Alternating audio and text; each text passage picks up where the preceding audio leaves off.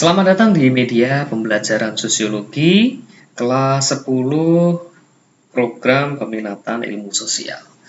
Jika pada pertemuan sebelumnya kita sudah membahas tentang interaksi sosial, ya, pengertian, ciri-ciri, syarat, dan sumber-sumber yang mendasari interaksi sosial.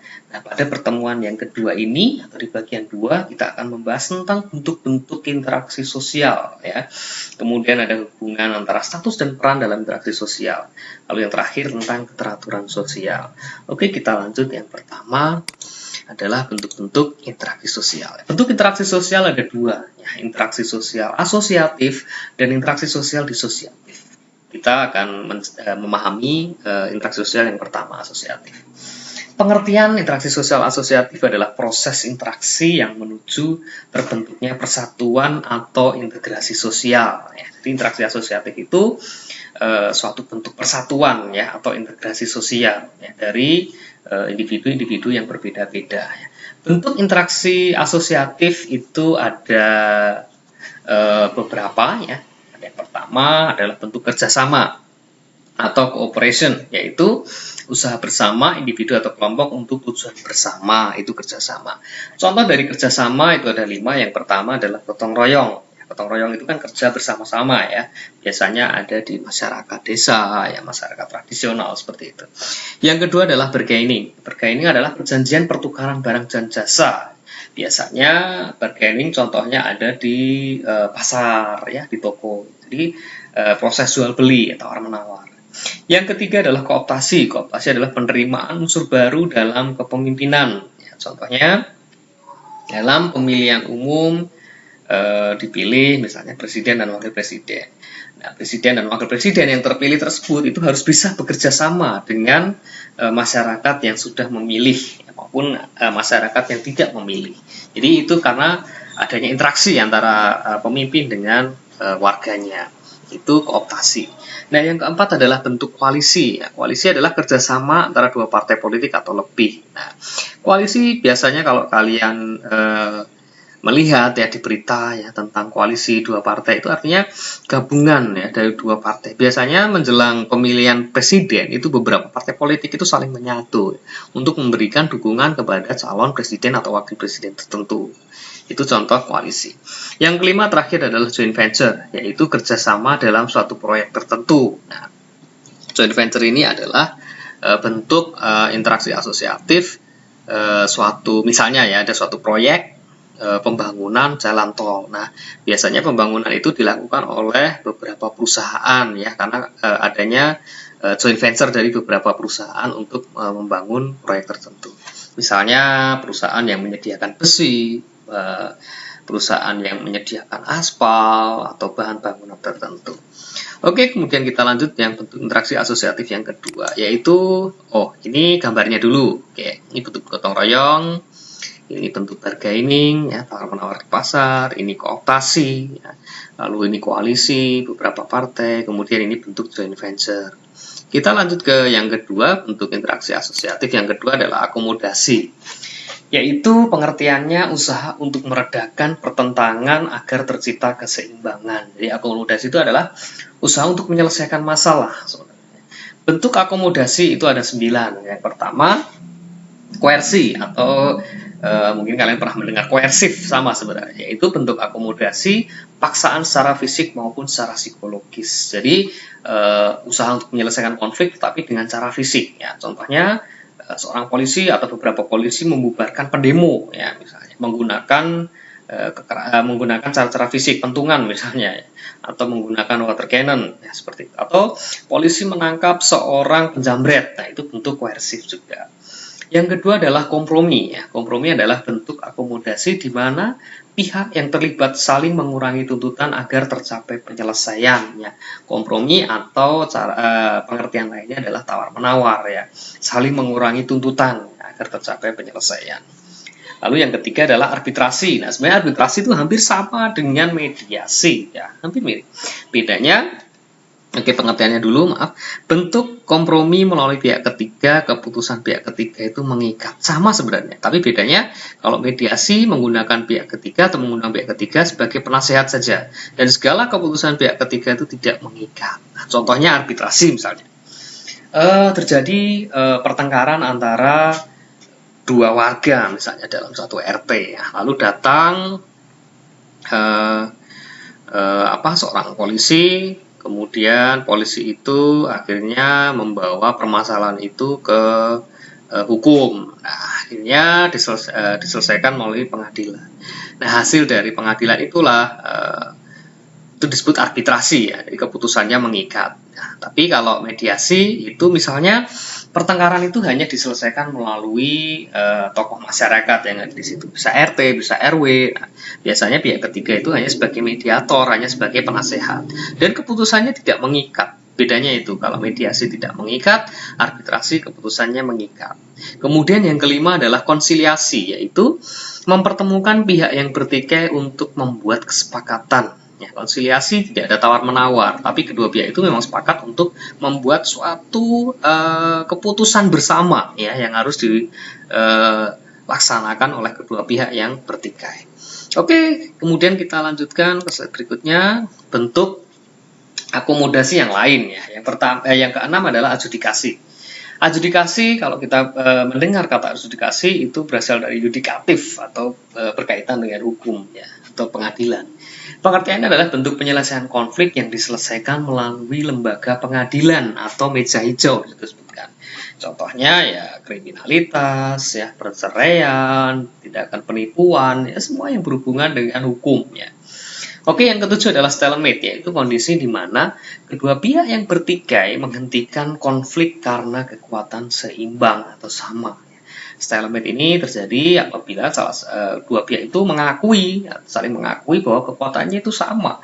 Karena kalau tidak diselesaikan ya tidak akan selesai pertikaian itu. Akhirnya selesai melalui stalemate. Yang kedelapan adalah majority rule. Nah, majority rule, mayoritas ya, keputusan mayoritas. Yaitu keputusan yang diambil berdasarkan suara terbanyak dalam suatu voting. Nah, sehingga majority rule itu biasa dikenal sebagai usaha untuk menyelesaikan melalui voting ya, suara terbanyak ya. Oke, seperti itu. Lalu yang terakhir 9 adalah elimination, yaitu pengunduran diri salah satu pihak yang terlibat konflik ya. Dirasa bahwa konflik itu tidak akan selesai, maka salah satu itu menyadari akhirnya memilih untuk mengundurkan diri. Itu bentuk-bentuk dari akomodasi ya, usaha asosiatif dalam bentuk akomodasi. Oke, kita lanjutkan ke slide berikutnya, bentuk asosiatif yang lain ya, ada akulturasi dan asimilasi. Akulturasi yaitu masuknya atau bergabungnya budaya asing namun tidak menghilangkan unsur budaya asli. Sebenarnya akulturasi itu hampir sama dengan asimilasi ya. Bedanya kalau akulturasi itu gabungan dua budaya tetapi budaya aslinya itu masih kelihatan. Contohnya seperti Candi Borobudur ya, yaitu perpaduan antara budaya lokal dan Buddha ya. Kenapa seperti itu? Nah, dilihat dari bentuk candi, bangunan candi itu kan bentuknya seperti punden berundak ya. Kalau kalian belajar sejarah, peninggalan tempat suci nenek moyang kita itu bentuknya punden berundak ya. Jadi sama seperti Candi Borobudur. Nah, lalu Buddhanya yang mana? Ya jelas patung-patungnya, stupanya. Ini kan dari peninggalan agama Buddha ya, pasti seperti itu. Oke, yang keempat adalah asimilasi. Sebenarnya hampir sama dengan akulturasi. Bedanya, asimilasi adalah pembauran antara budaya yang menghasilkan budaya baru atau usaha untuk mengurangi perbedaan. Ya, contohnya seperti wayang. Ya, ini sebenarnya juga gabungan dari beberapa agama atau budaya tertentu. Nah, sehingga muncullah budaya yang baru, ya, wayang seperti itu. Oke, lalu kita lanjutkan ke slide berikutnya, yaitu interaksi sosial bentuk yang kedua disosiatif. Kalau asosiatif itu integratif atau penyatuan, kemudian kalau disosiatif itu kebalikannya, yaitu proses interaksi yang mengarah pada perpecahan atau disintegrasi sosial. Contohnya bentuk-bentuknya ada 3, yaitu konflik, kompetisi, dan kontravensi. Apa itu konflik? Oke, konflik adalah usaha antara dua orang atau lebih untuk menyingkirkan pihak lain dengan jalan menghancurkan secara fisik maupun secara psikologis. Contohnya seperti tawuran antar pelajar. Di konflik itu sebenarnya intinya adalah usaha untuk menyingkirkan orang lain, baik bisa dengan cara fisik maupun psikologis. Oke, yang kedua adalah kompetisi. Ini sebenarnya bentuk interaksi sosial disosiatif yang positif sebenarnya. Kompetisi atau persaingan yaitu bentuk konflik, ya, sama konflik antara dua orang atau lebih untuk mendapatkan tujuan tertentu. Biasanya arahnya ke hal yang positif atau tujuan yang positif. Contohnya tes SBM PTN misalnya ya, atau tes untuk masuk ke perguruan tinggi negeri. Atau misalnya kompetisi pertandingan olahraga tertentu, sepak bola, basket, ya, atletik, dan lain-lain. Yang ketiga adalah kontravensi. Nah, apa itu kontravensi? Kontravensi adalah bentuk interaksi disosiatif antara konflik dengan persaingan, baik secara tersembunyi maupun terbuka.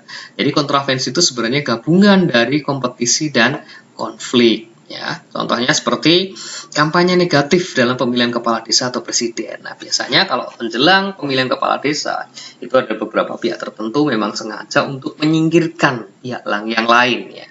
Misalnya dengan melakukan black campaign ya, atau kampanye hitam dengan cara menyogok, menyebarkan isu-isu yang tidak baik kepada pihak tertentu seperti itu. Oke, contohnya seperti ini. Ya, konflik ya, kemudian ini kompetisi, nah, ini kontravensi, ya, ini sebenarnya poster untuk menghilangkan black campaign misalnya seperti itu. Oke, kita lanjutkan slide berikutnya. Oke, status, peran, dan hubungan individu dalam interaksi sosial. Oke, manusia sejak lahir dibekali oleh dua hal ini untuk berinteraksi. Ya. Jadi kalau manusia tidak punya status dan peran, maka manusia itu tidak bisa berinteraksi dengan yang lain. Ya. Status dan peran ini sebenarnya muncul dengan secara otomatis sebenarnya. Ya, manusia lahir itu sudah punya status, makanya status itu hanya bisa dijalankan dalam suatu peran tertentu. Oke, kita bahas yang pertama adalah status. Status adalah posisi seseorang secara umum dalam masyarakat atau kumpulan hak dan kewajiban seseorang di masyarakat. Jadi status itu suatu bawaan ya di dalam diri manusia. Di situ adalah kumpulan dari hak dan kewajiban manusia. Nah, bagaimana cara memperoleh status? Oh ya, contohnya status itu apa? Kalian misalnya anak, saat di rumah status kalian sebagai seorang anak. Saat di sekolah, status kalian adalah seorang pelajar, misalnya seperti itu. Saat di tempat kelompok bermain atau peer group kalian sebagai seorang teman misalnya dari pribadi yang lain. Itu status. Lalu bagaimana cara orang itu memperoleh status atau kedudukan? Ada 3 cara seorang itu memperoleh status. Yang pertama adalah ascribe status, yaitu status seseorang yang didapatkan dengan sendirinya, keturunan atau tanpa usaha. Ya. Contohnya seperti raja, bangsawan, kasta dalam agama Hindu, ayah, anak, dan ibu. Nah, itu semua didapatkan secara otomatis atau dengan sendirinya. Yang kedua adalah achieve status, yaitu status seseorang yang didapat dengan usaha atau disengaja. Jadi tidak hanya secara dengan sendirinya, tetapi status itu juga diperoleh dengan usaha. Ya, atau kerja keras. Contohnya seorang guru, polisi, dokter, itu status itu didapatkan dengan usaha. Ya, bagaimana menjadi seorang guru? Ya, harus belajar dengan rajin, kemudian lulus kuliah, mendapatkan gelar, kemudian bekerja sebagai seorang guru. Sama dengan profesi lain seperti polisi, dokter, dan insinyur. Lalu yang ketiga adalah assign status, yaitu status seseorang yang diperoleh dari pemberian pihak lain atau disebut gelar. Nah, sign itu dari kata sign. Sign itu artinya tanda, ya. Tanda pemberian. Ya. Contohnya seperti pahlawan revolusi, ya, siswa teladan, Kalpataru, dokter honoris causa, dan lain-lain. Itu gelar-gelar yang diberikan kepada orang yang sudah memberikan jasanya kepada pihak lain atau orang lain atau masyarakat. Contohnya seperti ini.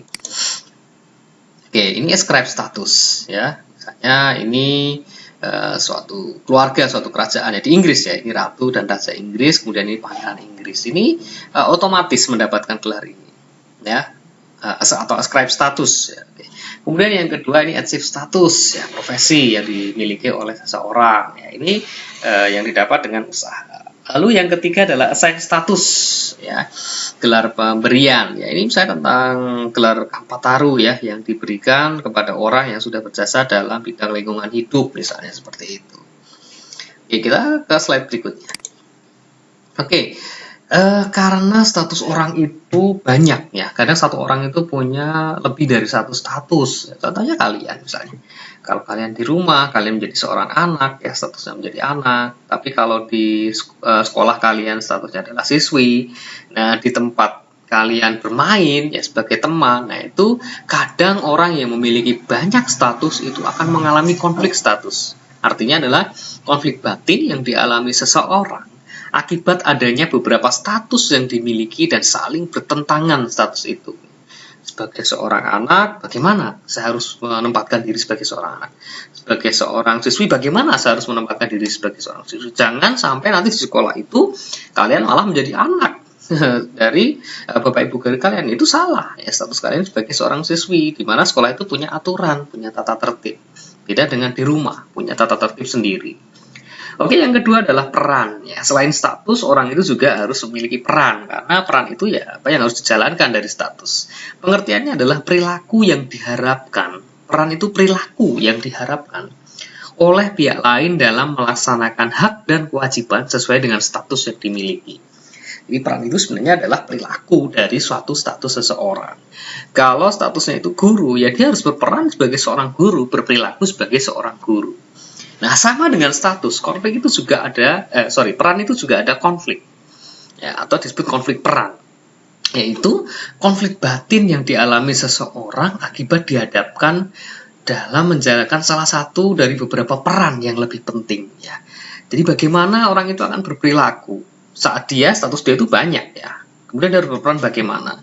Contohnya, seorang guru yang harus memilih pengawas ujian atau merawat anaknya yang sedang sakit di rumah. Itu peran yang harus dijalankan. Bagaimana dia harus memilih dengan cepat ya saat dia dihadapkan pada dua masalah misalnya. Itu. Oke, kita lanjut ke slide berikutnya. Tentang keteraturan sosial. Ini bagian terakhir dari bab 2, bagian yang kedua, tentang keteraturan sosial. Oke.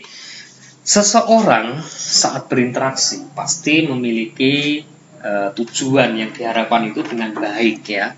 Maka itu disebut sebagai keteraturan sosial. Jadi orang yang saling berinteraksi itu pasti tujuannya itu positif atau baik. Nah, tujuan positif itulah yang disebut keteraturan sosial.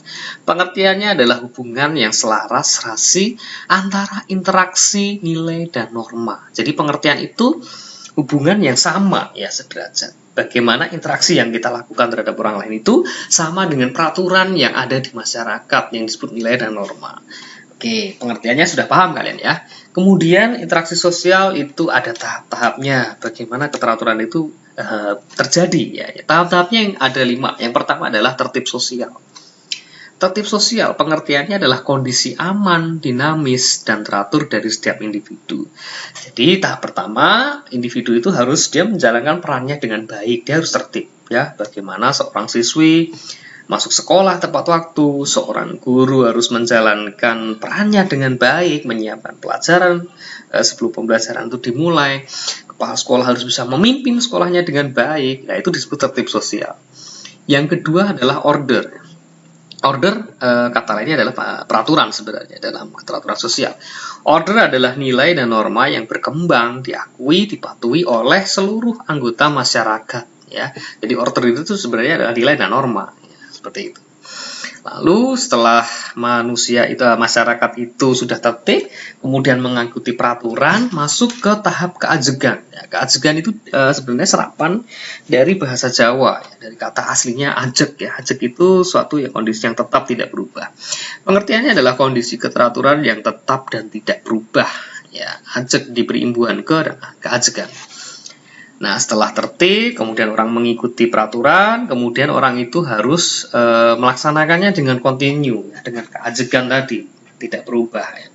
Lalu yang keempat adalah pola, yaitu pola itu corak hubungan yang tetap, yang ajeg tadi, dan dijadikan contoh bagi masyarakat yang lain. Jadi kondisi interaksi itu dengan orang lain yang mengikuti peraturan, tertib, kemudian dijalankan secara berkelanjutan atau kontinu atau ajeg, itu dicontoh oleh orang lain. Nah, akhirnya semuanya itu bermuara pada keteraturan sosial. Nah, apa itu keteraturan sosial? Pengertiannya sudah dijelaskan tadi. Hubungan yang selaras dan serasi antara interaksi, nilai, dan norma. Itulah disebut keteraturan sosial. Oke. Terima kasih untuk pertemuan terakhir ini di bab 2. Nanti kita akan lanjutkan di pertemuan ketiga di KD 3.3. Oke, terima kasih.